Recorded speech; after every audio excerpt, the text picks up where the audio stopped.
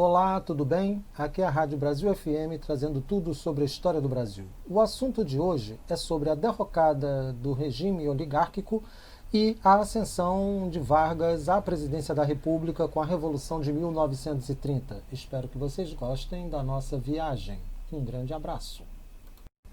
A década de 20 vai ser caracterizada por rupturas e transformações na política brasileira.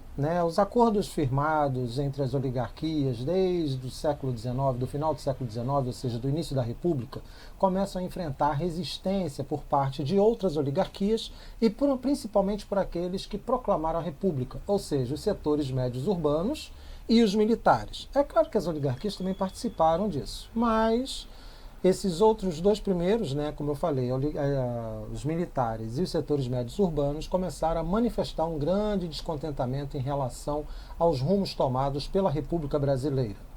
Acontece que esse cenário, que foi caracterizado por esse descontentamento, vai ser marcado também por mudanças econômicas, ou seja, o Brasil, que era um país basicamente agrário exportador, começa a conhecer com mais intensidade um outro setor, que é a indústria. Embora, nesse caso, não possamos falar de revolução industrial brasileira, porque o setor industrial ainda estava intimamente atrelado à economia cafeeira. Então, esse é o cenário que vai se desenrolar nesse Brasil da década de 20, vai promover aí algumas transformações sociais importantes, mas de qualquer maneira o que nós temos é ainda o predomínio da economia cafeeira, ou seja, a manutenção desse modelo agrário exportador. Tanto que uma das políticas adotadas pelo governo brasileiro, e aí eu estou falando do governo de Epitácio Pessoa, que assume a presidência da República em 1919, é justamente promover uma desvalorização da moeda brasileira diante de moedas estrangeiras para aumentar a competitividade do café brasileiro no mercado externo. Ou seja, essa medida facilitava ou privilegiava ou ajudava, no caso, ajudava bastante o setor cafeeiro, obviamente aquele ligado justamente ao Estado. Tanto é que quando a gente fala de política, estamos falando do predomínio das oligarquias cafeeiras e pecuaristas nesse cenário. Ok? Então depois passaremos a discutir exatamente o governo de Epitácio Pessoa. Como já havíamos colocado, o governo de Epitácio Pessoa, ele sucede dois governos, digamos assim. O governo de Venceslau Braz, que vai governar aí durante o período da Primeira Guerra Mundial, e Delfim Moreira, que assumiu após a morte do presidente eleito, do então presidente eleito, Rodrigues Alves, vítima da gripe espanhola. Mas como o nosso interesse, então, é o governo de Epitácio Pessoa, o que a gente vai observar aqui? Primeiro, como já havíamos apontado anteriormente, o crescente descontentamento de diferentes setores da sociedade brasileira com as oligarquias. É claro que os motivos desse descontentamento são variados. Por exemplo, as elites urbanas, crescendo aí em tamanho por conta desse processo de urbanização e industrialização, ela quer maior participação política, política essa que estava concentrada nas mãos dessas oligarquias. Os militares, por sua vez, vão manifestar seu descontentamento porque eles consideraram que a maneira como as oligarquias tratavam a política e principalmente a república seria uma traição aos ideais republicanos, ou seja, o que os militares desejavam é que a república voltasse, nesse caso, ao seu projeto original, se é que a gente pode falar de um projeto original de república, porque os interesses eram vários, certo? Então, esse descontentamento ele vai crescendo, nós teremos essa manifestação aí com o movimento tenentista, depois da Revolução de 1924 em São Paulo, Revolta dos 18 do Forte Copacabana, Coluna Prestes, então são várias manifestações desse descontentamento. Mas o interessante é que esse descontentamento foi num crescente, teve essa manifestação mais evidente, óbvio, no governo de Arthur Bernardes, que aí nós veremos o porquê desse descontentamento, e mais tarde, óbvio, a manifestação mais clara disso com a Revolução de 30, liderada por Getúlio Vargas. Mas, continuando aqui. A economia cafeeira, ela vai receber uma forte proteção por parte do governo, afinal de contas, os setores-chave desse governo eram ocupados por grandes proprietários rurais, então nada mais natural que o governo adotasse medidas, né, adotasse políticas visando aí o benefício, né, beneficiar o setor agrário exportador. Como nós já vimos antes, uma das principais medidas, obviamente, foi a desvalorização da moeda brasileira, né, os réis, em favor das exportações. Né? Por quê? Porque quando você reduz o valor da moeda internamente, ou seja, desvaloriza a moeda, embora isso afete quem importe, né, quem viva das importações, como o setor industrial ou comercial, mas favorece exatamente aos setores ligados às exportações. E a boa parte, né, das divisas vinha exatamente da exportação do café. Uma coisa bastante interessante que deve ser listada aqui durante o governo de Epitácio Pessoa é justamente, como já havíamos colocado, parece que é um cenário, né, conturbado aí de problemas políticos, é exatamente a existência de divergências políticas.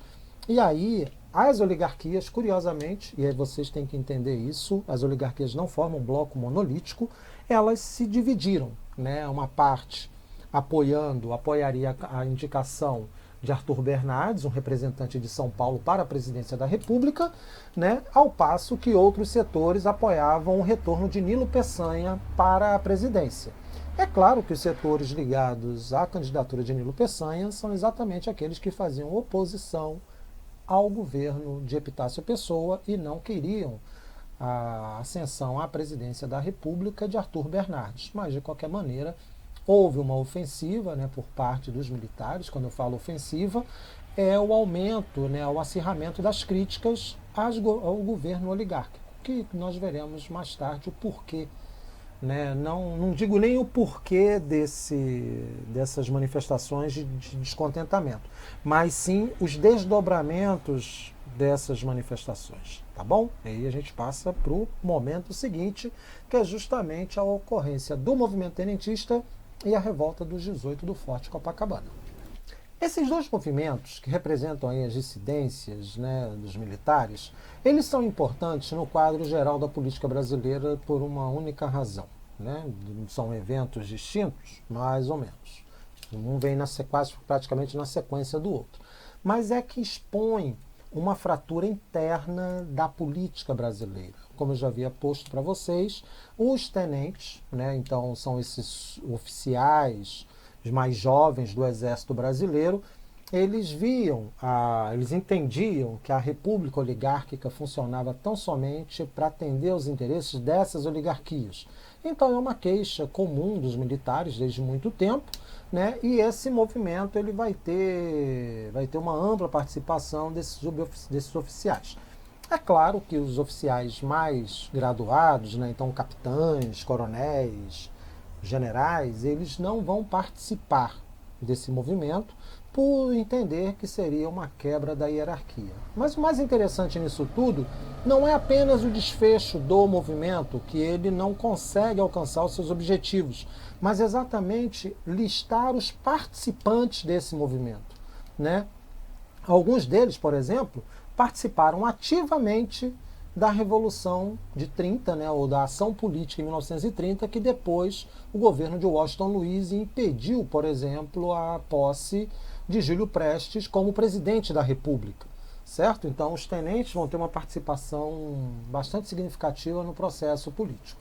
A revolta dos 18 do Forte, que é um desdobramento do movimento tenentista, pensava assim, vamos fazer um movimento político, né, para pressionar as oligarquias em busca de mudanças, e esses movimentos, obviamente, teriam um alcance ampliado. Acontece que faltou aos revoltosos, né, apoio político mais decisivo por parte de seus superiores hierárquicos. E aí há uma dificuldade, óbvio, de mobilização das tropas. O resultado é que o movimento dos 18 do Forte Copacabana teve muito mais apoio de elementos civis do que propriamente dos setores militares. E esses indivíduos decidiram, então, promover uma operação militar, né, dentro dos limites humanos possíveis, para a derrubada do governo, ou pelo menos conscientizar a população da validade desse movimento. O resultado é que, como eram poucos, né, tanto é que o nome 18, exatamente pelo número de indivíduos, né, vai ser facilmente reprimido pelas tropas legalistas. Tanto é que dos rebeldes, pouquíssimos saem vivos. Mas, de qualquer maneira, ficou marcado justamente essa situação de insatisfação desses setores militares com os governos oligárquicos. E aí a gente vai passar para o governo seguinte, que já começa dentro de um cenário bastante problemático, que é o governo de Arthur Bernardes. No próximo bloco, nós conversaremos na Rádio Brasil FM a partir do governo de Arthur Bernardes, que vai governar o Brasil entre 1922 e 1926. Então, espero que vocês gostem, né? E vamos a essa viagem pela história do Brasil.